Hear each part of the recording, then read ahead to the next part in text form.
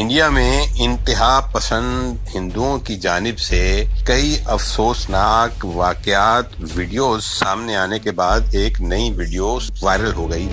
جس میں چند نوجوان مسجد کے سامنے اسپیکر لگا کر اس بات کا اعلان کر رہے ہیں کہ وہ اذان کے دوران اس میں خلل ڈالیں گے۔ دنیا بھر کے تمام طبقوں نے اس امر کی شدید مذمت کی ہے اور اس بات پر زور دیا ہے کہ مودی حکومت بھارت میں اس بڑھتی ہوئی انتہا پسندی کو روکنے کے اقدامات کرے۔ بھائی صاحب ایسا ہے، آج راؤٹی میں